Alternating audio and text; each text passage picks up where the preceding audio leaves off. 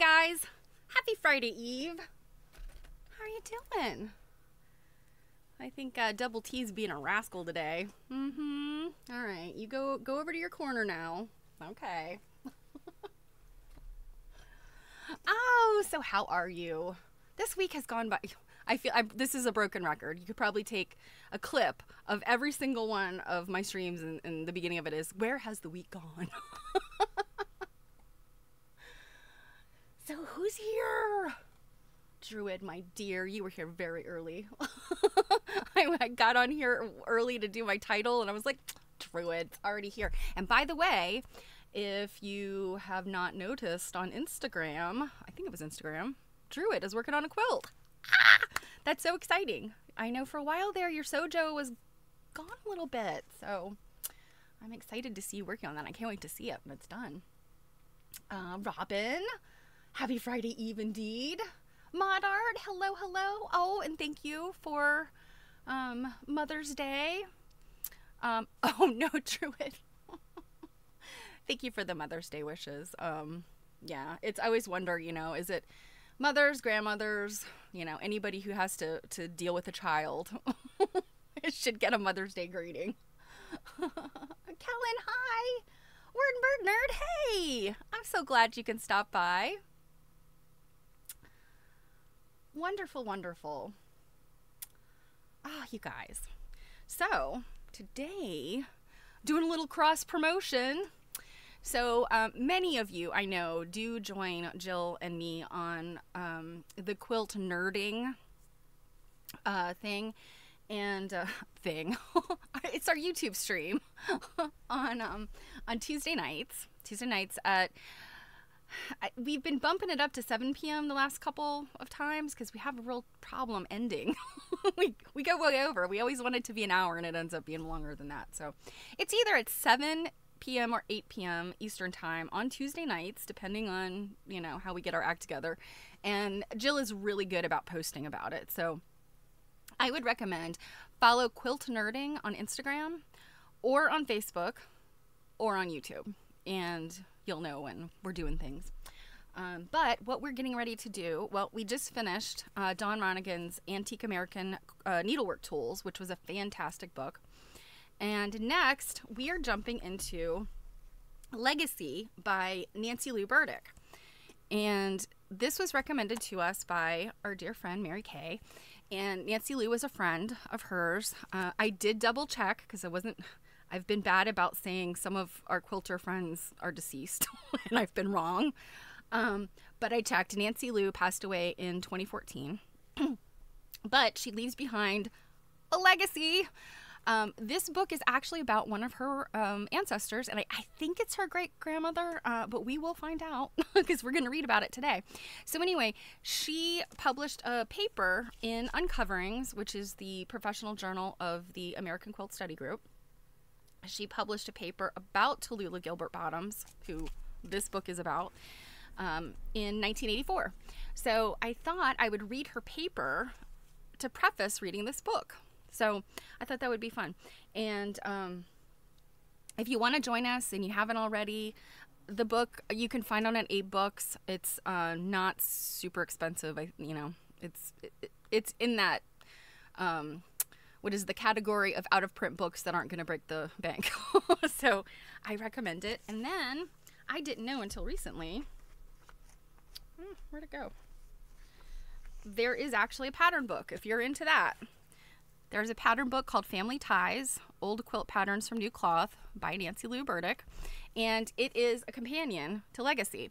And she literally, in this book, shows some of the quilts. They're made by different people. And I think some of them she just shows Talula Bottoms version. But she references this book. So it's kind of cool to have them together.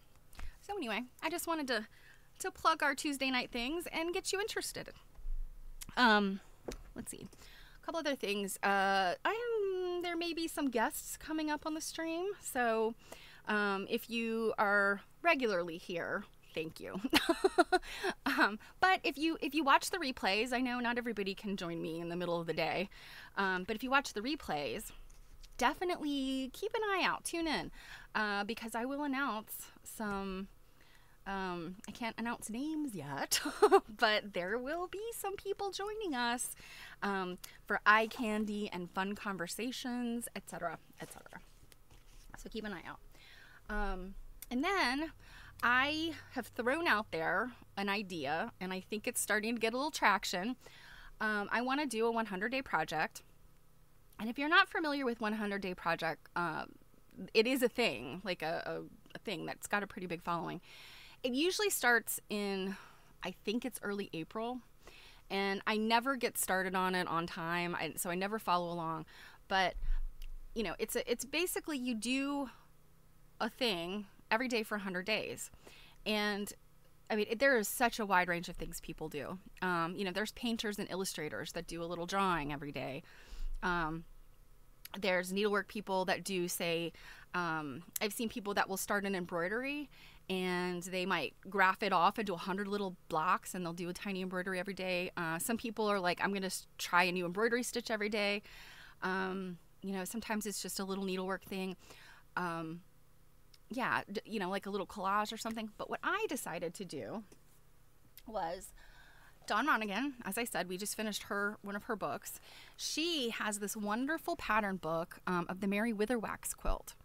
And she's got this story about, you know, finding the quilt, and she did some genealogy on it and and some research. And I won't give that away because it's that's the beginning. You gotta buy the book to find out. But and I haven't counted them. Jill was, well, I've got a tip for you, Jared. But they're tiny blocks. They're small blocks, and these are like life-sized, like 3.5-inch blocks. And they're applique, and I love applique.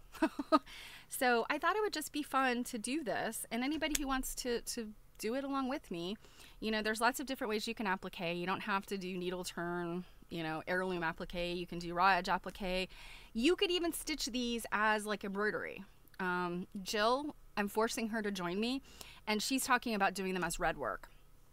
And I'll give you the link. Now, there's a possibility, I have maybe asked about a discount code, but I haven't really talked to Dawn about this yet. So I can't make any promises, but keep an eye out for my post. I'm not going to get started until June 1st, so we have plenty of time. But this is the listing. If you want to go look at the book, I think she has it as a digital, so you could buy it as a PDF download too.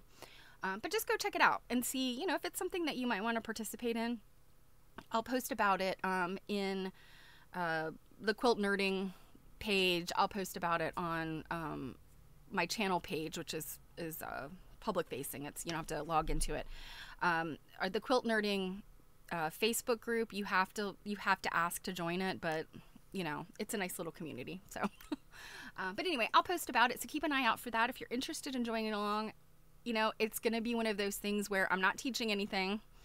I'm just stitching and you're stitching with me. And, you know, I can provide some tips and tricks and, you know, but really the goal is just to do something and showcase it. So, but to Druid's comment about starting a project as a 100-day project, it can get overwhelming and things happen and you're like, oh, you know, I've missed a couple days. Well, here's the secret. You work ahead. On the days where you're like, this was great, this only took me half an hour, I could do another one. You do that. You kind of have a backlog.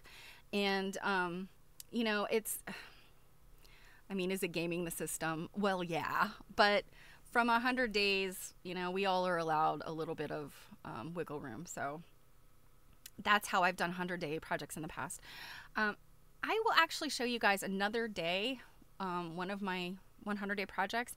It is one that I finished the 100 days, and then I did a second project, which was an 11-week project that worked on the 100-day project. It was like a spinoff. And that piece of it, I never quite finished. Basically, it was making quilt blocks. And I started off with drawing quilt blocks for the 100-day project. And then I then made quilt blocks. So, and those were weekly because I figured, you know, these were 12-inch or 11-inch quilt blocks. So anyway, I've never put them together into a quilt or whatever, but I do have an idea. So Anyway, we'll get back to that. But, oh, days that you check the box, even if you only touched it or the drawings, you know, and that it's your project. That's the thing. Like, you know, nobody is like 100-day project policing you. And if you're okay with the, say, idea of like, I can't work on it today, but I'm gonna like keep it, you know, on my radar. I'm gonna look at it. I'm gonna maybe sort it, organize it, or just say like, yes, I'm still in. That counts. Yes, absolutely, Robin, that counts. 100-day projects are like, you know, again, it's sort of about showcasing something, and you know, to me, it's kind of accountability to yourself. Nobody's forcing you, you know, and I like that. I like having a project where I'm like, darn it, I'm going to finish it. So you have a little bit of peer pressure, but you don't necessarily have that, like, you know, locked into somebody else's rules. So what I was going to say about it is, you know, in talking to Jill's like, one a day? I don't know about that. So I'm like, if you want to pick one a week, you know, and take pictures, send them to me. I'll showcase them for you guys. However you want to do it. If you just want to follow along in secret, that works too.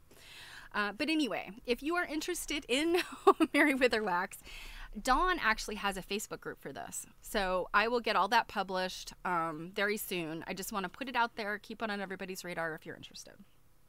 So there's that. All right.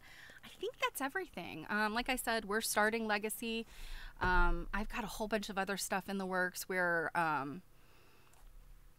circling back to our experimental archaeology that went awry when we went to Pennsylvania together, and I'm getting back to my piece of making my own batting.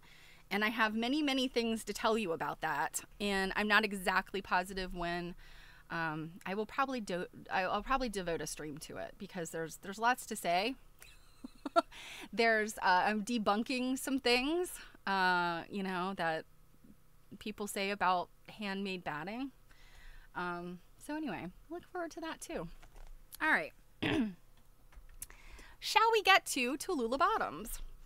So this is from Uncoverings 1984, and I actually have a link to it. The beautiful thing about Uncoverings is that they have all been put on the Quilt Index, which is a project of, I'm terrible, which university it's a project of. It's one of the universities, the very quilty universities. And, you know, they've digitized these. In some cases, they're literally just scans of the pages. But they've been made public, so you don't have to buy the journals. Because, you know, some of them you can get, occasionally you can find them online, you know, eBay or Abe Books. But often they're, you know, you can buy some of them directly from AQSG, and they're like $25 a piece. You know, sometimes some are 10, depends on how old they are. But if you just want one article or you want to read one thing and you don't want to, I mean, this is terrible. I should be saying, buy all the AQSG stuff. We need the money. But in all seriousness, if you're really just looking for one article, the Quilt Index has them. Now, the only thing is Quilt Index does not have the pictures. And so if you know, when they wrote their papers, and, you know, here's an example. I printed this off. But you can see there's a blank space where there was a picture. And they did not include the pictures for copyright reasons.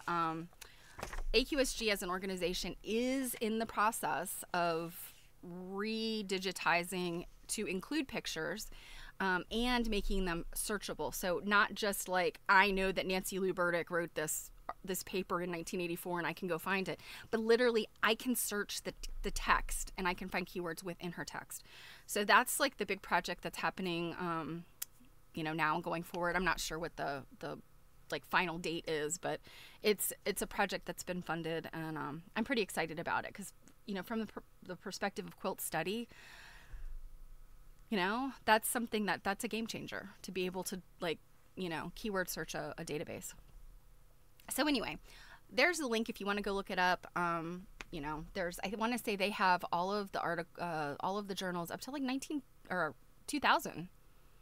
I might even be later into 2000 now that I think about it. But yeah, they definitely don't have maybe the last decade is not available, but lots more. So I highly recommend if you're interested. to look that up. But let's read about Talula Gilbert Bottoms and her quilts. And as I said, this is AQSG Uncoverings, 1984, paper written by Nancil Burdick. So, 2 quilts made just 50 years apart, 1985 and 1935. A little book of memories written at age 81, and several boxes of old letters were the materials at the root of this research on my grandmother's quilts. But it was an unplanned visit to the Folk Art Center of the Southern Highland Handicraft Guild in North Carolina, resulting in encouragement by Bets Ramsey. She's still with us. Bets, I think, turns 101 this year. I have not had a chance to meet her, and I desperately want to, because she wrote so much, and I think until recently was still making small quilts. I mean, she's sort of a modernist, so she's an interesting lady. And Sally Garrett, who founded AQSG back in 1980. So it was encouragement by the two of them that made me aware of Talula as a quilter whose story should be told. The 2 quilts, the Feather and the Lifeboat, then seemed like parentheses enclosing her lifetime of quilting, just waiting for someone to discover the history between them. Yet evidence from the above materials and from personal interviews, photographs, and letters from the present owners shows that numerous quilts were made after 1935 and that there are yet more to discover. Talula Bottoms, 1862 to 1946, was a delicate little woman who bore 12 children and raised 9 of them, plus 3 orphan children, to adulthood, while doing the work of a Southern farmer's wife without indoor plumbing or other modern conveniences until she was 78 years old. During this time, she pieced as many as, wait for it, you guys, 200 quilts, and quilted most of them herself. She continued to piece quilt tops after the old home was remodeled to accommodate her son's family, leaving no room for her quilting frame, and ceased her beloved work only a few weeks before her death at age 84. I have been able to verify over 100 existing quilts made by her, and more than 40 of which I have seen and photographed. Isn't that amazing? Oh my gosh. I wish, so it seems like Talula Gilbert Bottoms was probably, well, she would have been a contemporary of my great-grandmother. And I know my great-grandmother made many quilts, but none of them exist, so, or still existing that we know of. So this is amazing. She was born on February 15th, 1862, about 20 miles from Atlanta, Georgia, at a time when the South was still hopeful of victory in the Civil War. So she was born, yeah, like right in the middle, like right before the Civil War started. It was like 1863, I think. Atlanta was the chief depot for Confederate military supplies and was therefore a prime target for General Sherman in his march to the sea. Yet the war seemed far away as John Joseph Gilbert and his wife Holly welcomed their second daughter and 4th child into their comfortable Fayette County farm home. It was not until the guns could be heard as Sherman's men approached Atlanta in the summer of 1864 that John Gilbert knew he must take his children and Holly, expecting another child in December, to a safer place in South Georgia. They would return in November, just a few weeks before baby Minta was born, and after the destruction of Atlanta, to find Fayette County devastated, but their home still intact. One of Talula's earliest memories is of that return home by wagon when the children, black and white together, were allowed to eat bread soaked in molasses spilled in the wagon from a broken jug. The ravages of the war and its aftermath included the death of Holly Gilbert a year later when Talula was not yet 4 years old. Her mother's funeral was on Christmas Eve, 1865. Oh my God. Christmas Eve. Merry Christmas. And 7 months later, her father brought home a new wife. Yeah, of course, he can't raise all of his children on his own. Talula had been told that her father would bring her ma home one day. Oh, would bring her ma home that day. That's real nice to tell a 5-year-old, she's probably 5 at that point. Bringing your mother home. Oh, but wait, it's a different mother. The disappointment at not seeing her own mother so disturbed her that for months afterwards, when she would be out in the yard playing, she would go sit on a certain stump that was there and cry for a long time each day, and no one could get me to tell what I was crying about. Oh, I don't know that you necessarily need to interrogate the child what she's crying about. Good gravy. She lost her mother, and she was given the stepmother that she was told was her ma. Ooh, geez. Get it together, people of the 1800s. After the war, economic conditions were so harsh, the children had to pick up the work formerly done by slaves as soon as they were able to hold a broom or wring the heavy work clothes, sheets, and even quilts out of the steaming wash water. For Talula, this was at age 10. After her older sister was married, she would often have to stay out of school to help. Now, I have read this next paragraph. It is horrifying. So this is in Talula's own words. When we would do the washing, my stepmother put turpentine in the little jar of lye soap we had to use to wash. And washing the clothes in warm water with our hands, for no washboards or machines were known in Georgia at that time, we both took a bad case of rheumatism from breathing the fumes. Well, I'm going to say this was not rheumatism, because rheumatism would be like rheumatic fever, rheumatoid arthritis. This is what's happening is neurological damage from turpentine and lye. It's amazing this poor woman lived to be 84. I had to crawl to the fireplace every morning when I'd get up and rub my feet and ankles to get them so I could hobble about. Now, this is a 10-year-old child or a young child. Little sister Minta was in bed, flat on her back, and couldn't get up at all.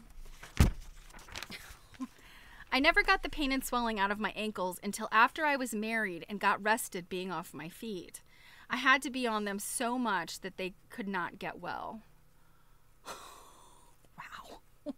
Good old days, huh? The good old days? And you're getting neurological damage from turpentine? Part of that time, I couldn't do one thing to be on my feet. So my stepmother had me card bats for quilting quilts. And this is what I'm doing to make batting. I carded a hamper basket piling full besides some more for one quilt. I don't know how many quilts that one big basket full made, though guess there was enough for several quilts. Soon there were 4 more children in the family, making 10, plus hired men who were boarders, for whom to wash, iron, cook, clean, spin and weave, knit and sew, make a garden year-round, milk the cows, and raise the chickens. Oh, so just a few things. Just a few things she had to do. Whew. No wonder Talula had not been taught to sew, for her stepmother, Anne Eliza, was a meticulous, practical woman, and Talula was now her chief help. Yet even at age 10, Talula had seen the beautiful quilts her own mother had made. And no amount of discouragement or harsh circumstances could prevent the eventual flowering of her talent. I would find needles and pins on the floor where they had dropped them when at work, and I would save them to sew and pin my doll clothes. I kept them in the loft of our playhouse. Aw. My father had built a small house at the well to keep the milk cool, but my stepmother did not use it, so the 2 little girls had it for a playhouse.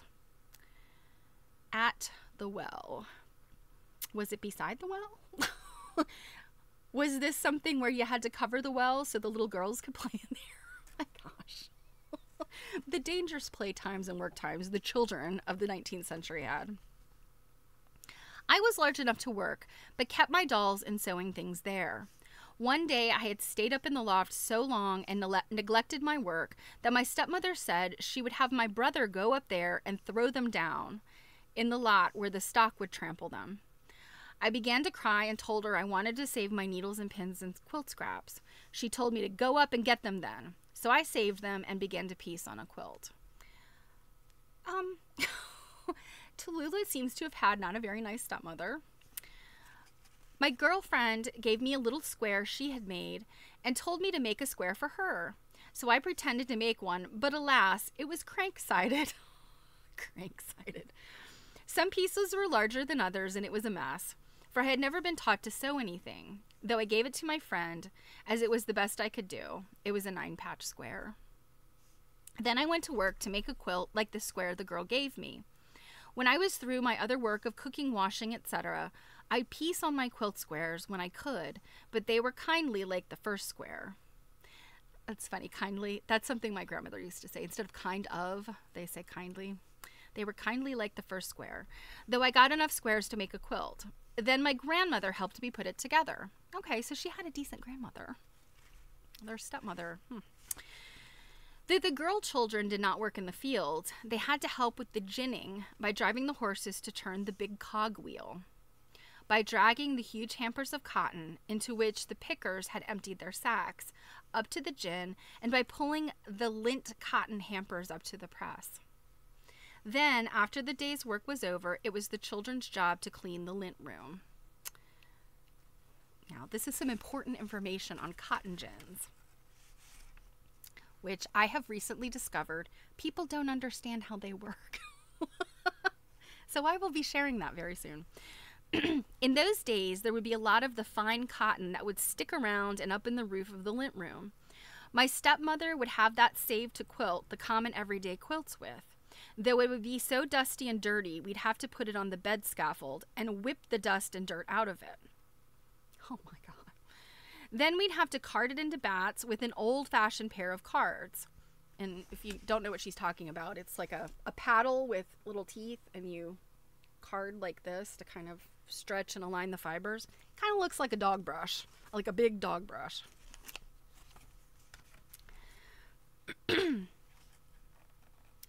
Then we'd lay every bat one by one on the lining of the quilt to be quilted, which was already laced into the frames. Then the quilt top was put on and sewed down around the edge of the lining. Then the everyday or night quilts were laid off in shells to be quilted. The nice quilts, as we called them, were quilted by the piece and were nicely quilted. I don't know what she means, laid off in shells to be quilted. I don't know. Anne Eliza's exacting standards and Talula's desire to please her combined to keep her a veritable slave to the family all through her teen years. Okay, Anne Eliza sounds like a wicked stepmother. We can't enslave the Africans. We shall enslave our children. Her sisters and her brother's wife urged her to marry any one of the many eligible young men who were, one after the other, her beaux. Her stepmother highly disapproved of the only one she liked, young Tom Bottoms. Okay, if my stepmother disliked just the one, I would be like, ha ha, see ya, I'm marrying that guy. So Tom Bottoms, whose widowed mother was struggling to hold on to the family farm. Tom, born in 1860, had been his father's 17th child and his own mother's 8th, and had reached manhood just at the time the Depression following the Civil War was severely undercutting the gains the Southern people had made after Reconstruction. Tom lived with his mother, Eliza McElroy Bottoms, in the old home his father had built in the 1840s, and he was her only support. I mean, this is the unfortunate truth of, like, you know, Civil War widows, you know, whether they lost a spouse or, you know, sons in the Civil War, or just, you know, it was not a good time in the South, as you can imagine. The reason Talula's family gave for disapproval of Tom was that he had no business sense. No business sense with this one.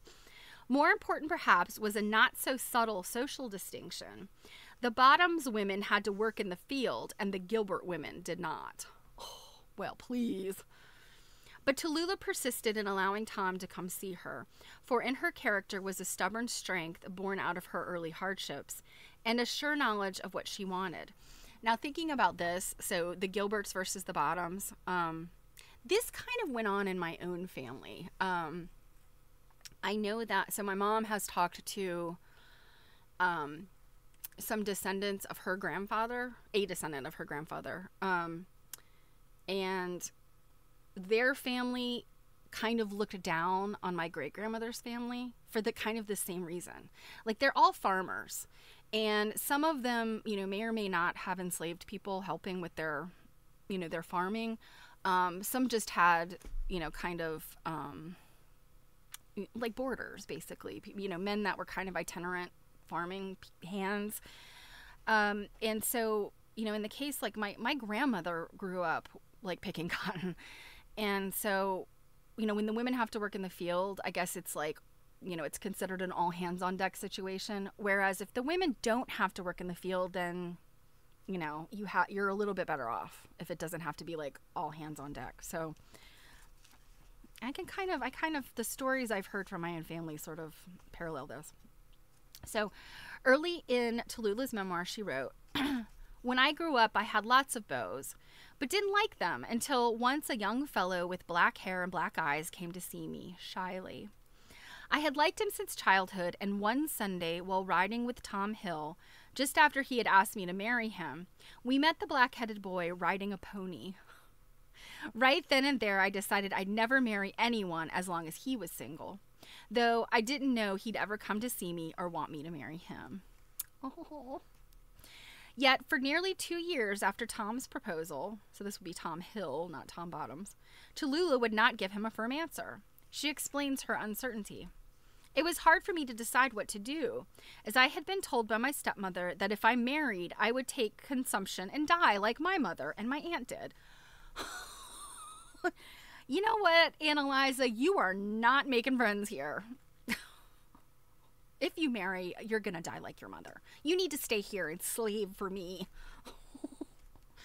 "I was a weakly little girl, and as I got stronger and have lived with the one I liked best to be 81 years old and hope I can live with him longer." Oh, that's sweet. When Tom's visits abruptly stopped, he had split his foot open with an axe and could not walk and was ashamed for her to know it.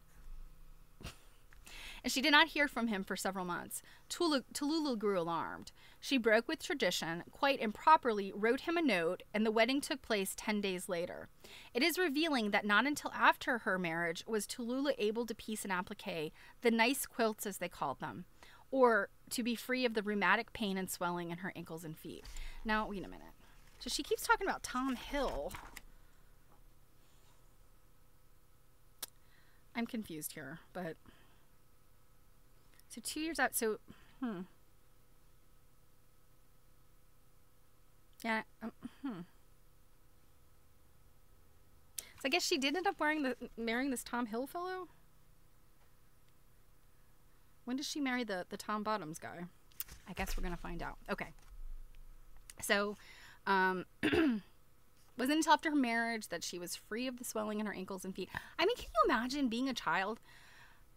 A young person with you've got an edema in your ankles and feet, and you're young. That's crazy. I mean, if you have some sort of illness or, I know pregnancy, all the things that can cause these problems, but my gosh, to have this joint pain and swelling, and when you're young, again, neurological damage. When I got married, I had quilted only one quilt, and I had one top ready to quilt that I had pieced at nights and little odd times. I had always had so much work to do for the family that I had no time for piecing quilts. I loved to piece and work on my quilt work, so I decided to put in every moment of my time that I was not busy at something that was needed more. I'd work on my quilt work when I could get the material to work with. Now this is interesting because the Gilberts, they have a farm. If they had enslaved folk, they do not anymore. They in theory could be paying, formerly enslaved folks. I don't know. We don't have evidence of that, at least yet. But she's working real hard, and essentially her stepmother is basically telling her, you're sickly, you shouldn't bother to get married. But we can read between those lines. Her stepmother wanted her to stay and be a workhorse. This girl's not making her trousseau. She's not making those 12 dowry quilts and then the one bride's quilt. Now, this is the same time period. This is Reconstruction, post-Civil War, that when we read Marie Webster, Ruth Finley, Flo Peto. I've been told it's Peto. Florence Peto. I prefer Peto. But they all write about, women creating their dowries and all this stuff. This was a woman who was not creating her dowry. She was not encouraged to. She was not allowed to, basically. So that's interesting. I mean, you really look, not everybody had the privilege of, planning to become a bride. Within weeks after her marriage, Talula found out her mother-in-law was in imminent danger of losing her farm. She had signed notes that had essentially mortgaged the place to cover losses by an older son in his sawmill business. The debts, though small by today's standards, could not be paid without stinting to the bone. There was talk of letting Mr. Blaylock, who had bought up the notes, have the place, and the family moving as homesteaders to Sand Mountain, Alabama, where people could enter a place by paying $18 for an entry of 160 acres, with sometimes a small house and a few acres cleared. So I guess these are like land grant kind of things, like when you're the manifest destiny and the homesteading. One of Tom's older brothers had already moved there. Talula was heartsick. Finally, she decided to tell her father, who soon paid off the notes, took the farm, and deeded it to Talula. Ew. Uh-oh. The humiliation was hard on Tom, but the improved conditions enabled Eliza Bottoms, a fine quilter in her own right, and Talula to buy new material for quilts. So it sounds like she did marry Tom Bottoms, but I'm just really confused about where in the paper here where Nancy Lou skips from this other guy, Tom Hill, who'd asked her to marry him, and then she meets the other Tom. I'm confused about this. Anyway, all right, keep going. So again, she says, I would get patterns from anyone I could. I even borrowed one quilt from my stepmother's sister. It was very pretty. Then I got the patterns off all my own mother's nice quilts, and one off my stepmother's nice quilt. Oh, so the stepmother could quilt. Yes, because she had, right, Robin? Yeah, I'm kind of confused here because there's two Toms. Like, you know what? I bet we're going to find out when we start reading Legacy. Because I suspect this paper is what led to her to fully write Legacy. So, and that's how things happen, you know? A lot of times when people write these papers for AQSG, like their plan is eventually to write a book. So we know Nancy Lou did. So anyway. But yeah, so stepmother's got a nice quilt. Because stepmother had time to make a quilt or had a quilt. Whereas poor Talula was slaving away and trying to just stitch her sad little 9 patches. She didn't have but one. That was the orange bud. But my grandmother, Gilbert, told me lots of times that it was my own mother's quilt. Oh, so basically the stepmother's like, huh, here's my nice quilt, the orange bud. And grandmother Gilbert was like, it's not really hers. The drama. Okay. The nice quilts that Talula tells of having made during the first years of her marriage, are ones she herself considered special. The ones she names in her letters and her memoirs from this period, besides the orange bud, are the Road to Texas, Feather, Rocky Mountain, Basket of Flowers, Basket of Pears, Magnolia Leaf, Star and Chain, and Glittering Star. Of these, 6 have been found, and 2 others are thought to be packed away in trunks or boxes in storage rooms, too difficult for the families who have them to get at in their present circumstances. Ooh, that's always worrisome. When you ask somebody and they're like, oh, yeah, it's in the attic, I just can't get to it right now. And you're like, tell me when you found the mouse-eaten thing that we're looking for. So the Rocky Mountain, which there was a picture of, and I suspect we're going to see this when we get into Legacy. I think that these pictures are going to be in there. So the Rocky Mountain probably was Talula's first nice piece quilts, was made, as were all of these early quilts, from patterns she cut herself by borrowing quilts she admired. This one came from her stepmother's sister, Molly Tarpley, later to be her father's third wife.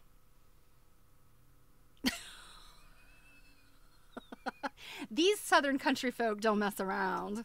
You got to keep a wife. If you lose one, you got to find another one. The Tarpleys had come to Fayette County from Henry County, and no doubt the quilt's name was one this this pattern was known by in Georgia at the time. Although most authorities today call it New York Beauty. Okay, so we know New York Beauties are like really pretty complicated quilts. You know, they have like points and angles that are, you know, lots of Y seams. If you're not, if you don't use today's modern shortcuts and things, these were difficult quilts to make. Talula's Rocky Mountain, pieced before 1885 and quilted in 1893, is a striking red, green, and white quilt. Each tiny red triangle cut by hand and joined to quarter circles of green against white to form the 16-inch blocks. The 7-inch wide sash joining the blocks is pieced with red and white triangles on center strips of green. So you can kind of imagine what this quilt looks like. You know, it's the way the blocks come together, it's, you know, in quarter circles. They're going to be like big round things with like kind of a sunburst almost looking thing. But red, green, and white, very popular at this time. The points on the sash where the blocks meet and the four corners are emphasized by 7-inch squares of red, into which are pieced small red, green, and white sunbursts. 3 1.5-inch borders of green, red, green at the top and bottom make the quilt size 76 by 85 inches. The entire top is made by hand with the tiniest of stitches, and the quilting is exquisite, creating an overall spectacular effect. And, you know, this is something that's interesting. You know, she had that one little block that she tried to make and it was terrible, but she keeps at it. And then she makes this like really complex quilt, and, you know, it's described as just spectacular. So yeah, I have so much respect for somebody that, you know, gives it a try and keeps at it. You know, I know today a lot of times people will try hand sewing or hand quilting, and they're like, they do it once and they're like, not for me. But keep at it and maybe your mind will change. I don't know. Just a thought. The only machine stitching on the quilt joins the pieces of coarsely woven unbleached muslin lining and attaches the red binding. Now, quilted in 1893, so sewing machines were definitely, you know, in households and being used at this time. So what's really interesting is, you know, you'll see a quilt, or, you know, people will look at what they think is an antique quilt and then maybe see, oh, it's got a lot of machine stitching on it, so maybe it's not as old as I think it is. But indeed, in the late 1800s, you know, the sewing machine was patented in like 1840 or some, I think, or kind of the modern version of it that we think of now. So yeah, by like 1875, people were getting sewing machines, and certainly by 1893, you know, sewing machines were a big deal. They were helping people, you know, cut time out of their daily chores, you know, because everybody's clothing had to be sewn. A lot quicker to sew a dress on a sewing machine than it is by hand, because I've done both. The quilting was done by eye measurement following the design of the quilt. No marking is visible, and the quilt has never been cleaned or washed. The basket of pears, called Pear Basket by Talula's granddaughter in Nevada, who inherited it through her father Matt, is an unusual quilt. Its stylized baskets with pieced sawtooth handles contain 1 pear and 2 leaves. Druid. Oh, the peer pressure is going to get ya.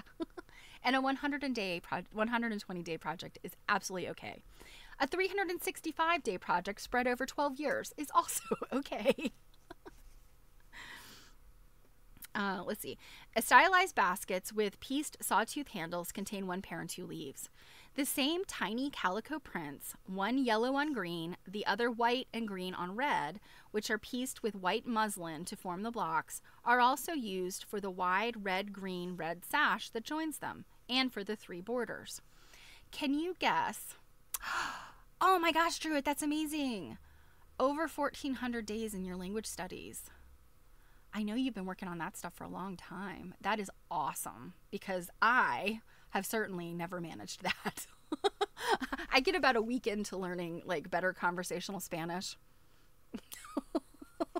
I can insult people really well in Spanish, and that's about all I can do. So good for you. Just because the quilting, you're on and off with it, doesn't mean that you can't stick to things. And I'm proud of you, no matter what you decide to stick to.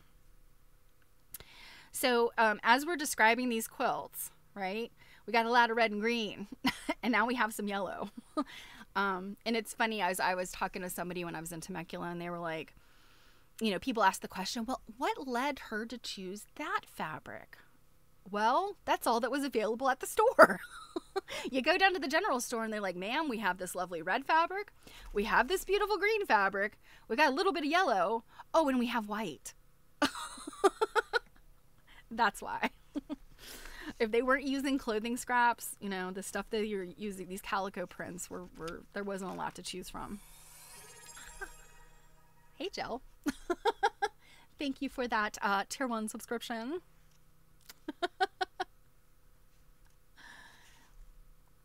Yes. You know what, Druid? Yes. As long as you're progressing, I think that is a beautiful thing. That's all that matters. So, good for you. I am so proud of you. So, let's see.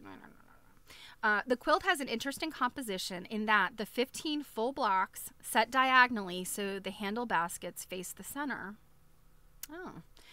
Come out uneven, and the bottom corners are completed with quarter squares, with 9 triangle half squares showing basket handles and pairs around the sides and top of the quilt, and 2 at the bottom.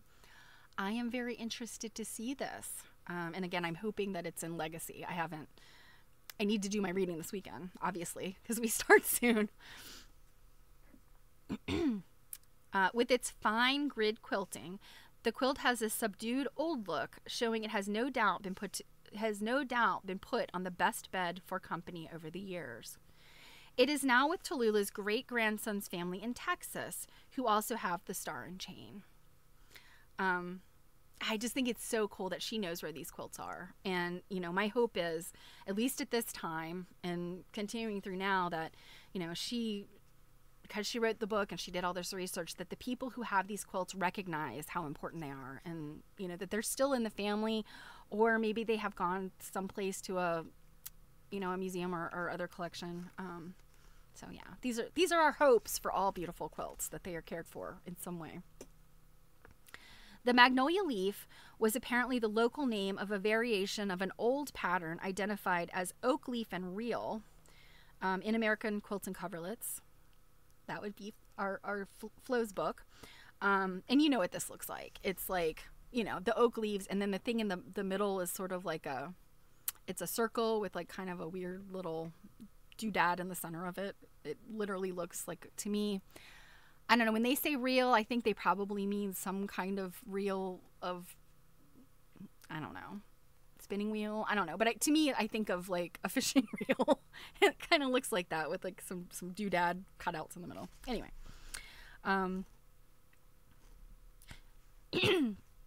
Talula's leaf, appliqued in dark green calico, is slightly wider than those in the quilt pictured in Safford and Bishop's book. The little acorns are more rounded, and the square in the center is the same dark green calico as the leaves, so that the magnolia leaf seems to be laid over the red print reel. This is the only one of Talula's quilts so far discovered adorned with hearts in the quilting. Aw, hearts! It is now displaying its ancient beauty for Talula's great-granddaughter in Ohio, who also has another striking old quilt, intricately pieced by Talula in yellow and red on white muslin in a pattern today known as Chinese fan.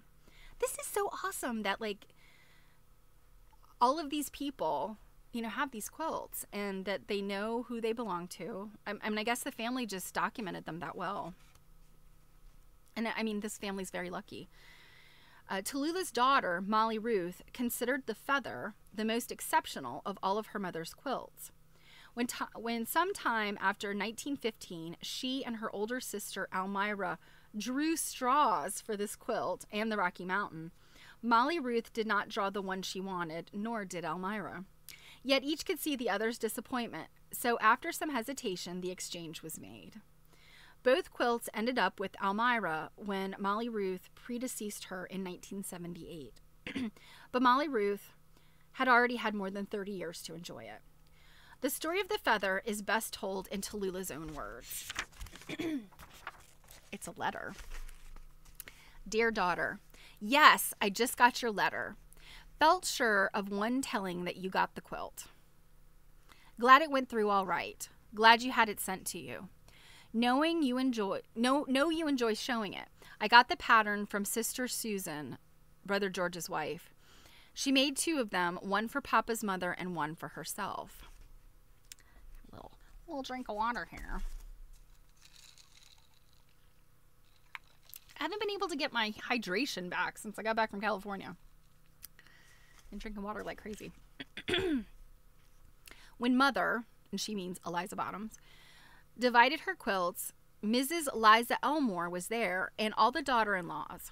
So Mrs. Liza placed the quilts on 5 chairs, as Mother had 5 children. We in-laws all went into the hall, and Mrs. Liza fixed them as she pleased. She placed the feather quilt on the first chair, also other best ones, and then the second best on the second chair, and the next best on next, and so on, until the worst ones were on the 5th chair. Hey, Ivy, how are you? I'm so glad you stopped by.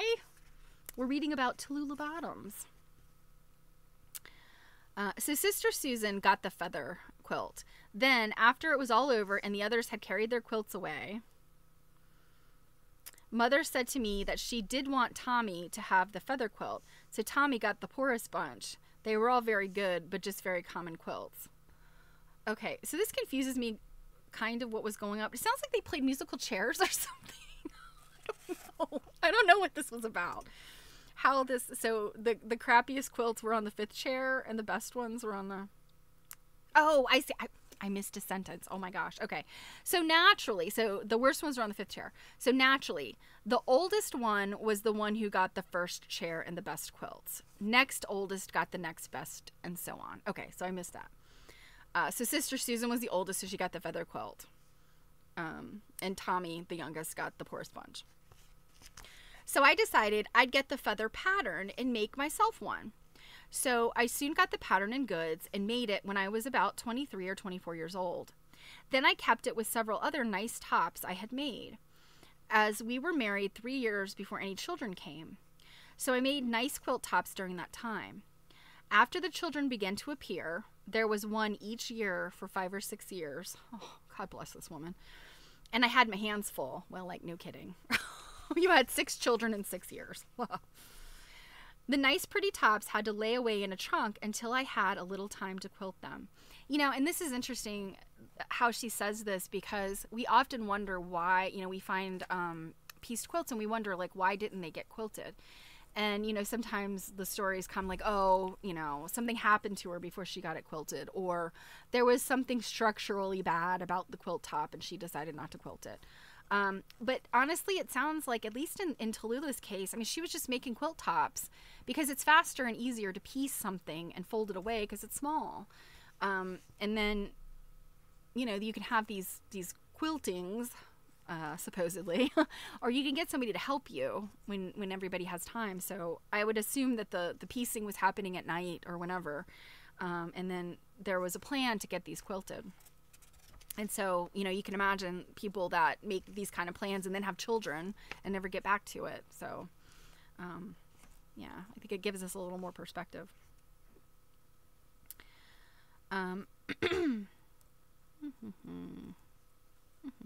When I quilted the feather quilt, I had 3 little boys, and they liked to play in the yard. But it was funny to them for one at a time to come in and stand by me while I quilted and fan me with a large palmetto fan. That's kind of cute. When one was tired, I had him go out and let another one in to fan me. Now, this is the history of the feather quilt. So while she's quilting it, I mean, it was probably pretty intricate. We don't have a picture of it in here, but hopefully there's one in the book. But that's cute.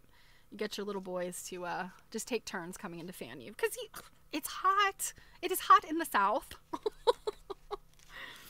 Talula's feather, circa 1885, is appliqued in olive green, somewhat changed from its original color, and bright red on fine white muslin with a coarsely woven unbleached muslin lining. The batting is a thin layer of hand-carded cotton, and the quilting is done in exquisite scallops, tiny even stitches 10 or more per inch to follow the pattern of the plumes. The applique plumes, 8 to each square, 4 pairs of red and green turned towards each other, are quilted so as to leave a small plume-shaped puff in the center of each one. There are 9 blocks, the 3 center ones being 27.5 inches square, so these are big squares, and the 6 end ones 27.5 by 30 inches, making the overall size 82 by 87 inches. So this is like a queen size quilt or thereabouts, a full size quilt, with these pretty large blocks. And I'm, based on the description, having not seen a picture of it, I suspect it's like a princess feather is what we're probably thinking of.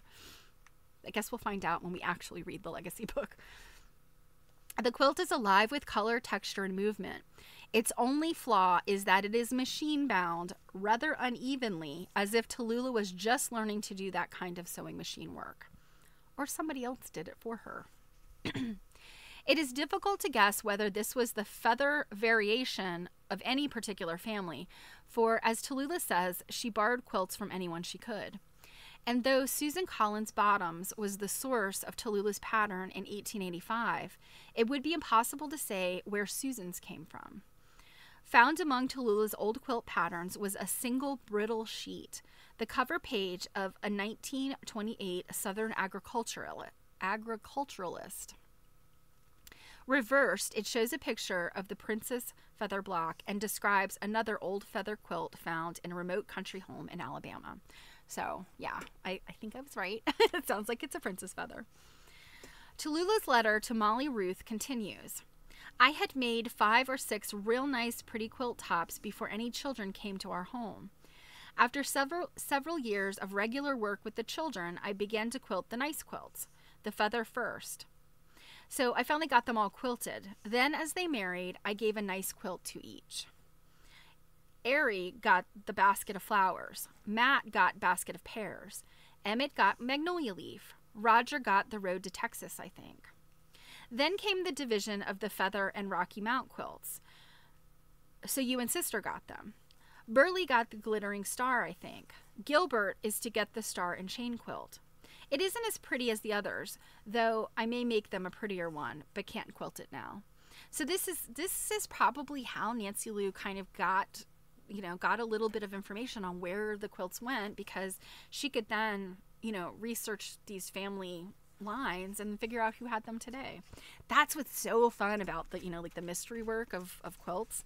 When you do have a little bit of information about, the people and where they are, we have access to really, really good genealogical, databases and stuff these days. So it's a little bit easier to research people.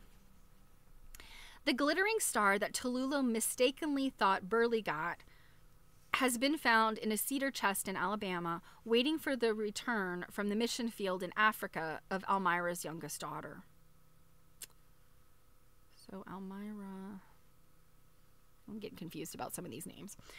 Each star of the 30 12-inch blocks is pieced with 3 to 15 different calicos. So now she's got, for glittering star, she's got access to definitely more things, more scraps, more yardage.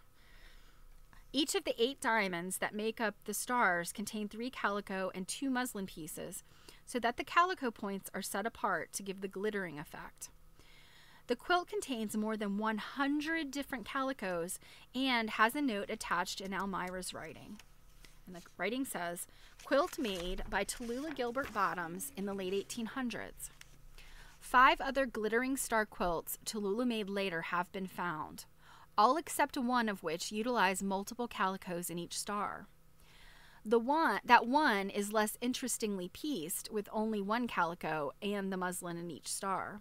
Ironically, it is the only one of these that is a planned quilt, made up in coordinating colors, and beautifully framed on 4 sides with a pieced border. These quilts emphasize both Talula's artistry and her frugality, for the tiniest pieces of leftover material were used to create these sophisticated scrap quilts.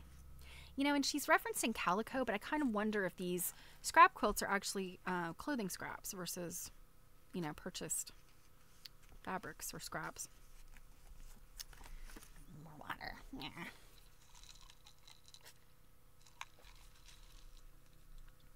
I did have hot pot yesterday. A little spicy and salty. Instead of the star and chain that Tallulah youngest son was to get, Gilbert and his wife, Mamie, married in 1933 in Michigan, were given 2 very special quilts thought to have been made between 1900 and 1912 after Tallulah. Tom and their 7 children moved to... Okay, wait a minute. Let me say that again. This is a really long sentence. Instead of the star and chain that Tallulah's youngest son was to get, Gilbert and his wife, Mamie, married in 1933 in Michigan, were given 2 very special quilts thought to have been made between 1900 and 1912 after Tallulah, Tom, and their 7 children moved to Sand Mountain, Alabama. One of these was the Dutch Rose, the blocks made of solid deep green and red on a muslin background, with the wide green sash emphasized at block points by small 9-patch squares. Yeah, hot pot does sucks all the moisture from your body. Yeah. But so delicious. It was very lovely.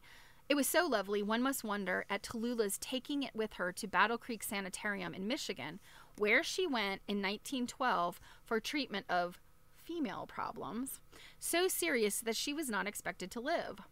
Wow, okay. We're going to find out more about that in the book, maybe. While she was there, another patient so admired the quilt he wanted to buy it. And Grandma, always generous, was willing to sell. But when the time came for her to leave, the man could not be found, and the quilt came home with Tallulah. The other special old quilt that went to Gilbert and Mamie was the Honeybee, with its deep red and blue-green pieced and applique design set on a soft white muslin background. The patterned squares were put together diagonally with alternating plain muslin squares. Filled with thick cotton batting, the quilt is much heavier and thicker than Tallulah's other quilts, so that one is amazed at the small, even stitches in the 1/2 to 3/4 inch grid of the plain squares. The superb quilting was done by eye measurement, judging from a slight unevenness in grid width and absence of marking. I think a lot of times women sort of did these, like, you know, just by eye. Although some were meticulous and marked as well, so. It was probably made about the same time as the Dutch Rose, 1900 to 1912. And could perhaps be accurately dated by the unusual solid green and the red, which is deeper than turkey red and tends to bleed, though not to fade. So this would have been one of those non-stable red fabrics, whereas turkey red was stable. And I think madder was more of a rusty red. The scope of this paper does not permit discussion deserved by so many more of Tallulah's quilts, nor of the family, economic, and health problems brought on by World War I, the loss of 2 adult sons, and the onset of the Great Depression, when 2 other sons lost their farms, and there was danger of the old parents losing theirs. Oh. Even when Tallulah began having curious spells in the 1930s, diagnosed as angina, she would rise above it, for she never stopped piecing her quilts. God, this poor woman. I mean, we all have health problems as we get elderly, and, you know, the 1930s, at this point, she's older. 3 Lone Star quilts pieced and quilted by Tallulah in the late 1920s or early 1930s have been found, the material furnished to her by those for whom she was making them. So I wonder if they were commissioned or if it was her family members who were like, make us a quilt, here's the fabric. In 1934, Tallulah persuaded Burley, which is one of her children, I think, to drive her back to Georgia to see once more the places and people she loved. 2 brothers and 1 sister, cousins and friends, were still living there, and Tallulah came home ecstatic. You know, and I'm thinking 1934, you know, these may have been people that, unless they were writing letters, you know, they may not have, none of these people may have had telephones. So she may not have had a whole lot of contact with these people, you know, when she'd gone to Alabama. She wrote a letter, alive with detail and excitement, to all my children and grandchildren in the U.S.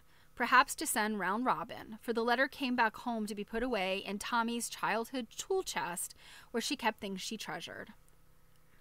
A significant part of that 18-page letter follows. So Talula was a writer, man.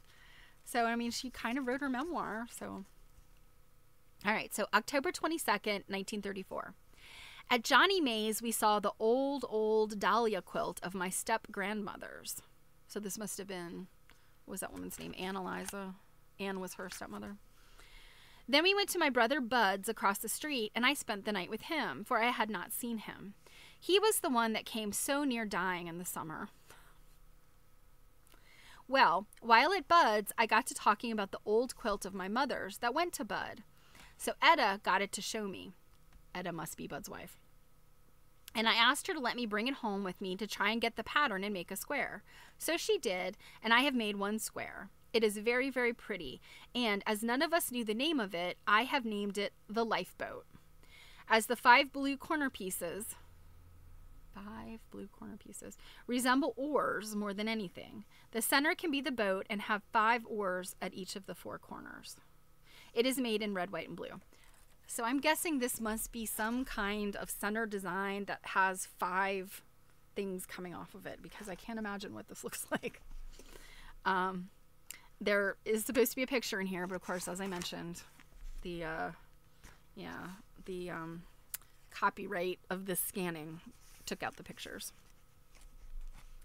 The Lifeboat is an exceptional quilt. The 20-inch squares completely hand-pieced, and the calico oak leaf crosses at the intersections of the 5.5-inch muslin sash are delicately appliqued.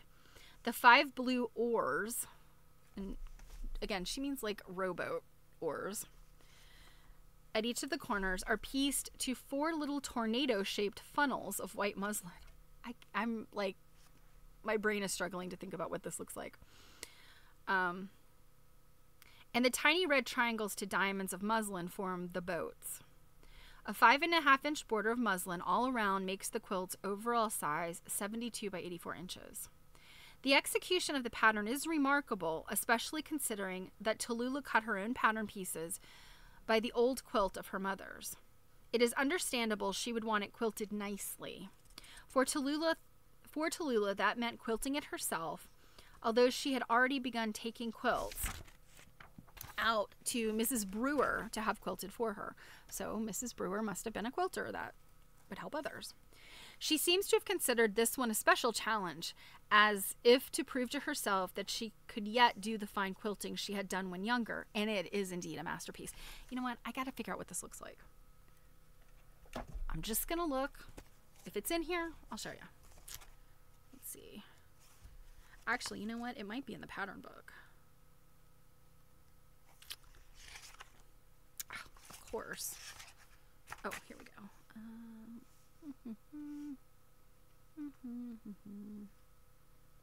The Lifeboat, 39. Let's see.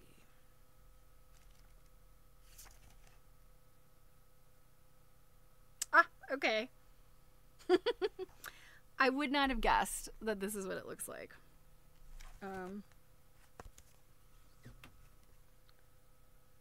It's actually on the front of this. It's on the front of this book, so I'm not spoiling anything. It is this one right here. So you can see what she's talking about. The 5 little things in the corners, and then the boats, and then there's these kind of oak leaf intersections in the sashing. It's not what I imagined, but that's cool. I like it. It's a cool, really cool pattern.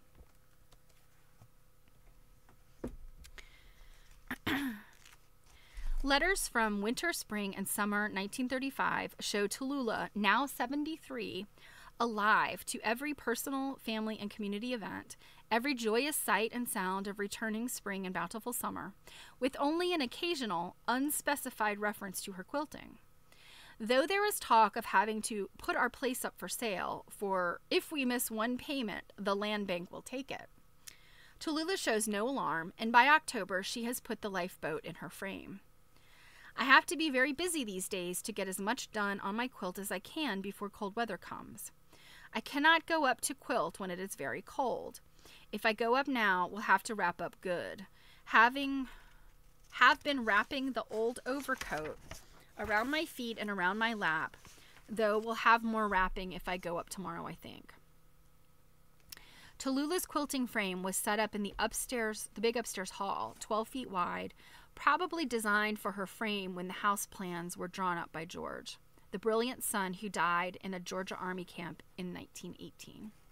So that's interesting. The hall was hot in summer and cold in winter, for the only heat in the house was from the downstairs fireplaces and the kitchen stove.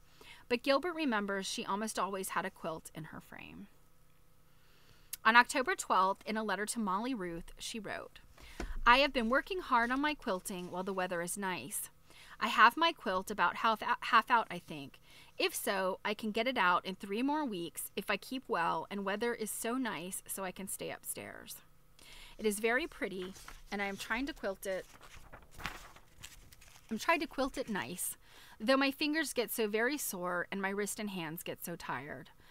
Well, I mean, she's 73, I would imagine arthritis, and that cold weather. I mean, I don't know if any of you guys suffer from it, but I know, like, in the winter, my hands are cold. I have a real hard time, like, hand sewing. "By the time I rest them until Monday, we'll be ready to go again as fast as I can. Have already used over 300 yards of thread. That is of the white thread, though not much of the red, as I do not quilt much in the red." From these letters, it appears that Talula quilted the lifeboat in about 6 weeks and used more than 600 yards of thread, the red only to outline the oak leaf crosses. On the quilt's lining are the badges of her victory, several small blood stains, and one so large she had tried to rinse it out. Poor woman. Yeah, and it's 40 degrees in her house, right? Well, I mean, I understand that because I live in a house that, we have baseboards now and they heat the upstairs, but for probably the first 15 or 18 years I lived in my house, we only had the boiler that forced air, and we had 2 vents that got the air upstairs. So we had space heaters upstairs for the longest time. And yeah, that you keep everything closed up, obviously, to keep the heat in the rooms that you're heating. So the hallway is terrible. Freezing cold. You like run up and you run down in the morning. My hallway is nowhere near what Talula's is, though. My hallway is like very narrow and tiny. So anyway, I feel her pain.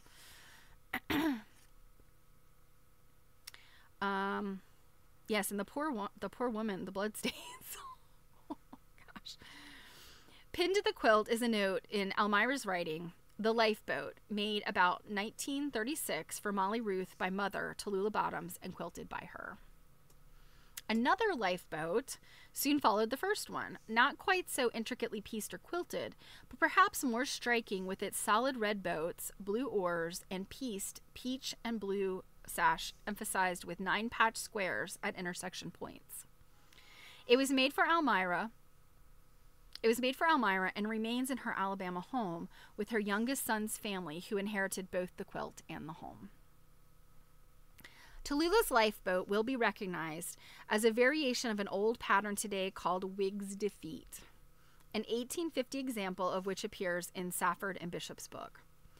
An earlier example, and one more comparable to Talula's and from nearer her locale, is described by Betts Ramsey in Uncoverings 1980.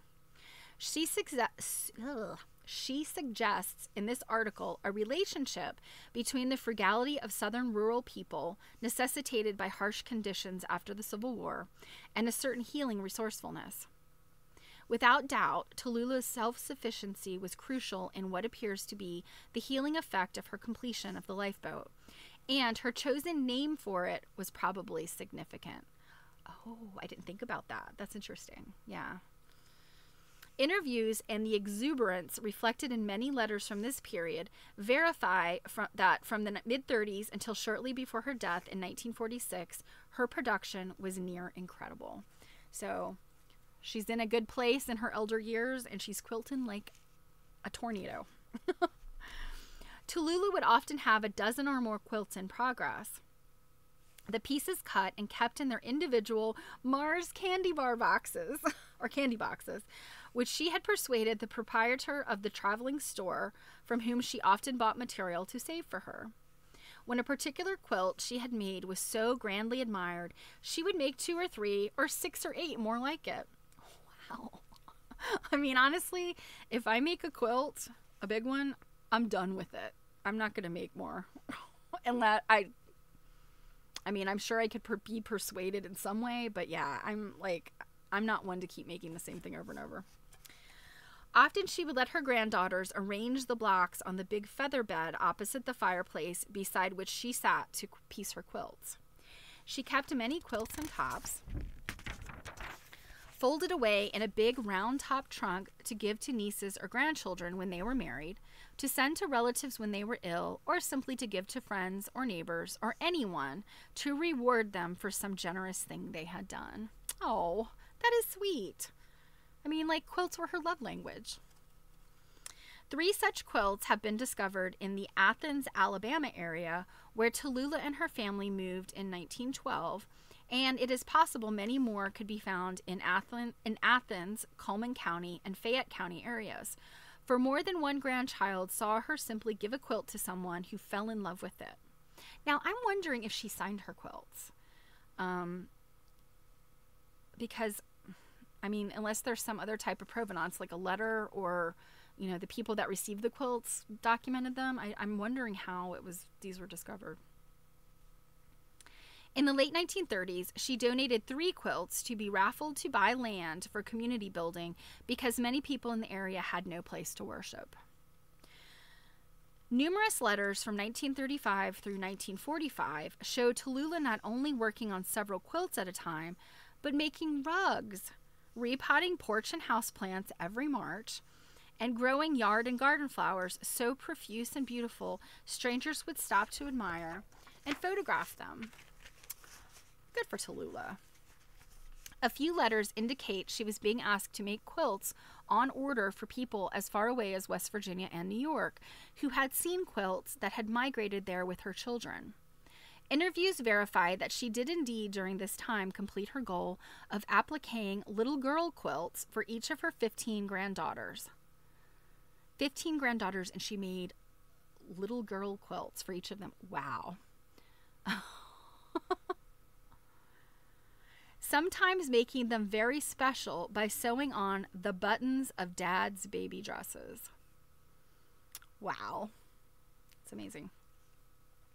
One of the quilts Talula continued to make throughout the 1930s was the Garden Bouquet, as a Nancy Page design by Florence Leganke, which ran as a weekly series in the Nashville Banner, February through July 1932. And I have seen this one before. I mean, you can look it up. It's I'm trying to remember. It's appliqué, yeah. So it's like a floral thing with birds. One of the first garden bouquets Talula made was for Molly Ruth. It is now with her nephew's family in Alabama. Its delicate appliqué birds and flowers, its fine quilting outlining the patterned squares, with the alternating plain squares quilted in a grid, and its unusual pieced urns and Greek key border so pleased Talula and everyone who saw it that she set about to making one for each of her 8 living children. Don't you wish you knew a quilter who you could just say, you know what, I love that, and they'll just make you one?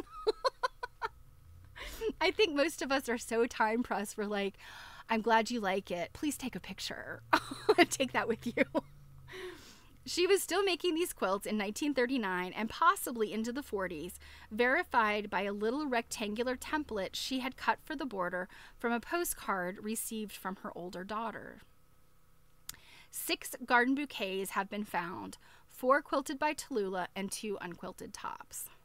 Man, this lady was prolific. Talula had clipped and saved the complete series of patterns and instructions, 20 different flowers, 2 birds, and the urns and the Greek key border. I have it too. I downloaded it from newspapers.com. The brittle yellowed sheets were found after Almira's death in 1980.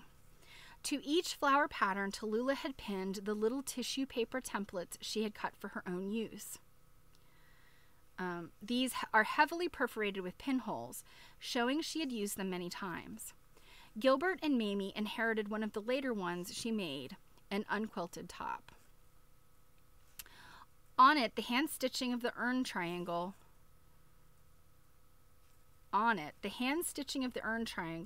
half of the squares is of uneven quality, and the Greek key border is unevenly pieced by sewing machine, attesting to the effects of aging on Talula's hands and eyes.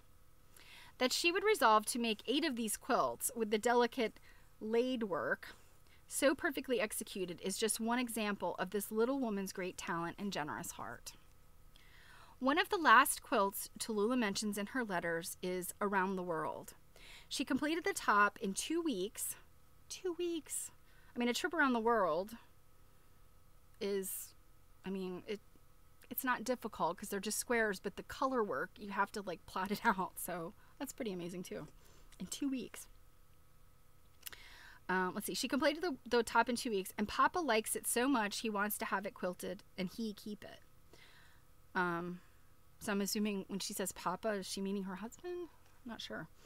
Other letters tell about her curious spells, one so severe she seemed gone for sure, but often end with, but I can still do my quilt work. Or, I may make a good many quilts yet if I can keep my strength. A 1943 entry in her memoir says wistfully, I sometimes wish I had them, meaning her quilts, all here once more so I could see them. Almost everyone interviewed remembers Talula sitting beside the fireplace, piecing quilts in her little homemade straight-back chair, cushioned with 2 or 3 pillows, her quilting closet nearby filled with bags and boxes of scraps and new cloth, sometimes whole bolts bought for her, mail-ordered or bought off the truck, as well as the boxes of cut pieces neatly arranged to lift off their little stacks. On warm days, she would sit in her small rocking chair on the front porch beside Tommy and his big one. She would have a 3 Musketeers box on her lap. I think Talula liked the candy. Or maybe these were just perfectly sized boxes. Lifting off the little pieces with unbelievable speed and placing the finished squares in a basket beside her chair. While Tommy rocked and reminisced, or reflected on religion or the state of mankind, she would rock and sew, nodding in agreement and occasionally saying, yes, Tommy, you're absolutely right, Tommy. Does that sound like she's humoring somebody and just really keeping her mind on the quilting? I've never done that before. When company came, as it frequently did, she would get up and greet them warmly, making sure they were comfortable or fed, then sit again and sew while visiting. Aw. She just sounds like a really nice person. She did not walk. She trotted about her work. She knew how to work without a wasted motion or a wasted moment. Skills she had no doubt had to learn as a child and a young woman if she were to have any time left to piece quilts. She moved about her work with quick little steps, humming old hymns, waiting on Papa and her grandchildren, all of whom she called Honey Dear. Aw. No one ever heard her raise her voice or complain. One granddaughter said, I envisioned her as an earthly angel. She was so fragile, her voice soft, her face sweet, and always smiling, even when she was in pain. Reading all her letters chronologically, one is impressed with the life-giving quality of her joyous craft. On June 21st, 1941, she wrote, I started to be a little girl again yesterday. I was out of the kind of cloth I was using in the quilt I was working on. So I got out patterns of one I had made when a little girl and started on it as I had scraps. It is now 5:30 and we are through in the kitchen, though the others are not up yet. Okay, 5:30 in the morning, perhaps, if the others are not up yet. She must have felt very rich indeed in these later years, for her sharp mind and her hands twisted with arthritis continued to create, often in complex and difficult patterns, to the end of her life. She was thus able to be generous with this wealth of her own hands until her peaceful death at age 84. So, oh, Talula. I love her. I can't wait to read the book. She seems like a wonderful person. So, Nancy Lou has in her notes and references, Talula Gilbert Bottoms' memoir, written in 1943. This memoir, autobiography of Talula Gilbert Bottoms, was privately published with an introduction and notes by Nancy B. Burdick, granddaughter. So, and a copy of the handwritten memoir has been placed in the Margaret Mitchell Library in Fayetteville, Georgia. So, that's interesting. That's something that's out there.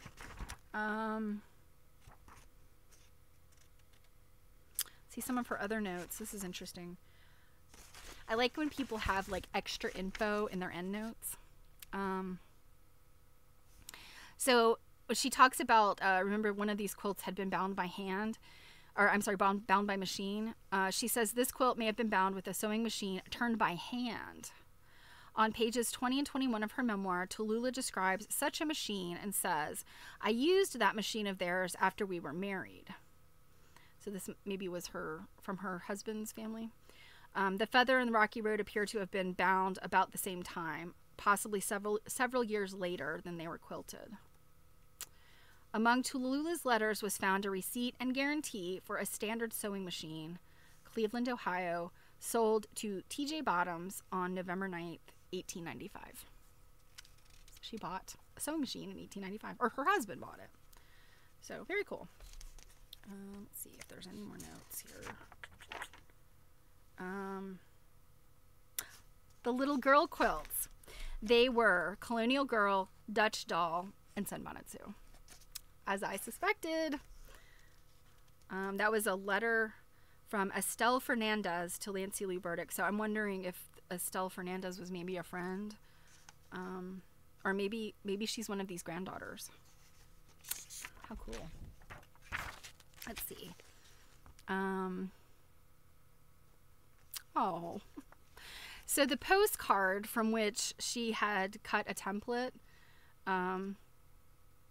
Okay, there are pictures of them in the legacy book. Oh, awesome. Yeah. As you see, I have obviously not even flipped through the legacy book yet. So the postcard from which the heavily perforated template was cut reports the death of her nephew's child this morning. The child died in April 1939. That is sad. It's an odd thing to use as a template, but okay. Okay, and then here's this last note. It says, Talula's granddaughter, Martha Hammock of Punta Gordas Islands, Florida, inherited several of Talula's unfinished quilt tops and several boxes of her cut pieces from her mother, who had received them from Talula before her death. One star quilt Talula had begun and Martha has just completed has a large flower piece to each star, its gathered petals filling up the center so that the star points look like arrowheads. The same pattern is called Dahlia in Dorothy Fager's The Book of Sampler Quilts from 1983. Among other quilts, the pieces cut or tops unfinished are Double Wedding Ring, Pilot's Wheel, Glittering Star, and Improved Nine Patch. The last year or two of her life, she made at least 15 quilt tops in easier patterns, hand-pieced with larger pieces and longer stitches. 8 Grecian star and 7 sunflower quilts made during this period have been found, both patterns of which require sewing of unusual shapes and curved pieces. So this lady was not afraid of just jumping right in there. So, okay, so you saw them while you were looking for the lifeboat quilt. Yeah, the lifeboat quilt is interesting. And, you know, let's see, let's flip through here and see if we can find that one and look at it a little more detail. It's called Wig's Defeat. So, 68. So, the person that made this for the book is called Faye Jorg. Her last name is spelled Joerg. She made this in 1990. So, this is what hers looks like. And that's really pretty. It's made with, I know, white fabric, and then this, is that like, it's like a big floral print. Actually, I thought it might be batik, but no, it's just a really bright print. And then I think this is the original, right? Yeah, it's the original. And then looks like Faye made another one in a different color. So that's another one of Faye's. But my gosh, look at that diamond. The boats have this like very, very, I mean, they're triangles that make diamonds, right?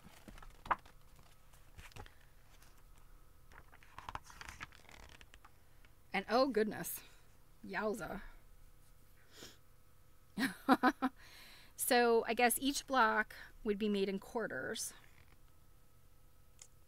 I'm trying to see. I don't know. That's how. Oh, okay. So I guess you're supposed to, these are cut on the fold maybe. Because I see there's a fold line. So they're not actually pieced in quarters. But I mean, look at these pieces. Those don't look too difficult. But look at that. Look at the boat. You gotta make that? Yowza. I'm just trying to think, like, that's just some complex piecing there. I was just trying to think to myself, I guess you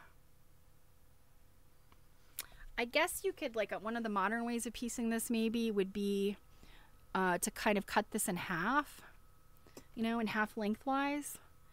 And then piece each of the diamonds like on a foundation and then put them back together. But I mean, nonetheless, it's a curved piece. So, and you have to get it married to this big old honking thing.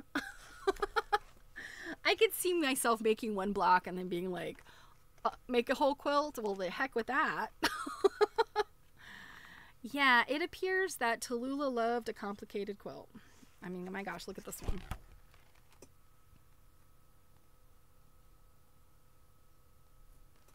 So, yeah, these are pretty amazing. I'm really looking forward to getting into her, like, the full-blown story because, I guess, so when Nancy Lou wrote the paper was, like I said, 1984, and she published these books. Let's see, the pattern book was published in 1991, and I think... It fell over. I think this was the same year. Let me see. Maybe it was 1990. Oh, no. This is 1988. I'm sorry. So this was 4 years after she wrote the paper. And then this one's another 3 years later. So she was continuing her research. So my guess is the paper she located a bunch of quilts. And then I think by the time she wrote this, or put this together, she likely had good pictures and more to work with, is my guess. So that is amazing. I can't wait to read the book. And I hope you guys are interested in reading the book now, if you aren't already. I know, sounds like Robin's already got it and ready to go. So that's really all I had for today, guys. Like I said, it's been a crazy week. Jill tricked me into adding another stream, which if you guys saw last night, hopefully you got a chance. If you haven't, check it out. We've started this needlework nights stream, and it's going to be every other Wednesday. And we realized, when we were reading Don Ronigan's book, Antique American Needlework Tools, that we really love sewing notions, and who doesn't? Like, we all, as quilters and stitchers, probably have a good number of notions. Certainly more than our foremothers had. They had a needle and thread and some fabric and some paper that they had to save the back of a postcard to use, for their patterns. Today at least, we have a sewing machine and nicer things for making quilts. But if you look back over the years, there's all kinds of interesting things and beautiful things. So we realized that we couldn't stick to just Dawn's book. We had to look at all of the non-American, antique and vintage needlework tools, and maybe even some new ones, just for unique or as a comparison. Because one of the things we said was, nowadays, a lot of tools are very utilitarian and functional, which is great. You know, it's nice to have tools that are sturdy and work well, but they're not always necessarily pretty. You know, I mean, we gave the example of like cards of buttons. You know, if you need to go buy buttons, you've made a top or something that you need buttons for, and you go to the store to buy buttons, they just come on a white card, you know. But back in the day when people sewed a lot more clothing, you know, just plain white shirt buttons were, I mean, everybody made them. So what was going to differentiate between, you know, this company and this company was they're really cute, like lithography on, you know, on the cards. So things have changed, and we're really interested in looking at that. So that's what we're doing every other Wednesday night. If you missed it last night, it's on the replays on YouTube. We started with shoe pin cushions because we are very enthused about those. And Jill had some really cool ones. She also has 2 for sale. So if you're interested in starting a little collection of shoes, shoe pin cushions, or adding to a collection, check out her Instagram. It's J-A Antiques and Vintage on Instagram. What was I going to say? Oh, so week after next, which will be May, I can't remember the date. Will be May 22nd will be our next needlework night. We're going to do embroidery scissors. And if you have some interesting embroidery scissors, you want to send us a picture, quiltnerding@gmail.com, or I don't know that you can upload pictures here in the DM, but I know you can on Instagram and Facebook. So you guys know where to find us if you want to share any pictures. And yeah, we'll put them out there. So 2 other things that are coming up here. I mentioned that there will be some interviews maybe, or people joining me. I don't have it all squared away yet, but look for that in the future. But what I want to do next week, either Monday or Thursday, it kind of depends on something else I'm trying to fit in there. I think I'm ready to do a quilt study day. So I know a number of you have sent me quilts, pictures, and if you have not and you would like to, I totally forgot to pull up.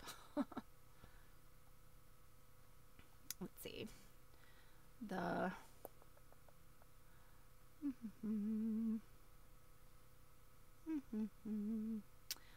form. Is it this one? Bear with me. Nope, it's not that. Ah, okay. It's the Quilt Gossip submission form. So if you have not, let's see, how do I share this?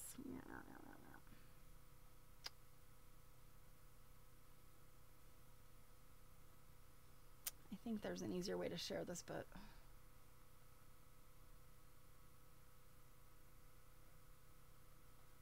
okay, I'll just put this in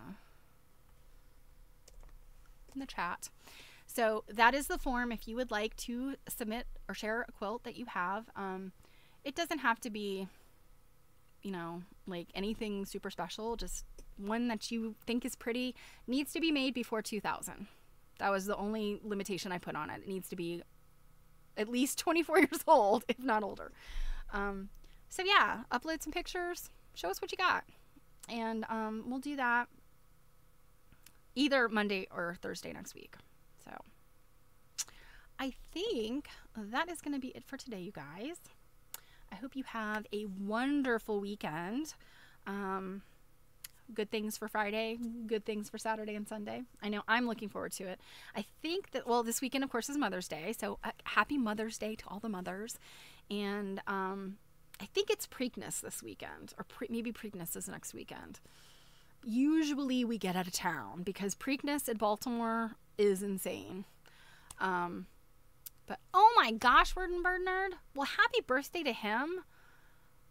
Good for him. 80's a good age. I hope to be 80 one day and you know, be kicked back enjoying life. Yeah. So, camping. Well, you have a good time. Hope you have good weather. And yeah, that'll be fun. All right, you guys. Well, have a good weekend, and I will see you on Monday, as per always. Thank you so much, you guys. You are treasures. I love you guys so much. I so appreciate you. You know, I couldn't do this without you. So whether you subscribe or you suffer through commercials, you make this happen. So thank you. Thank you. Thank you. So enjoy. Have a good afternoon, and I'll see you soon.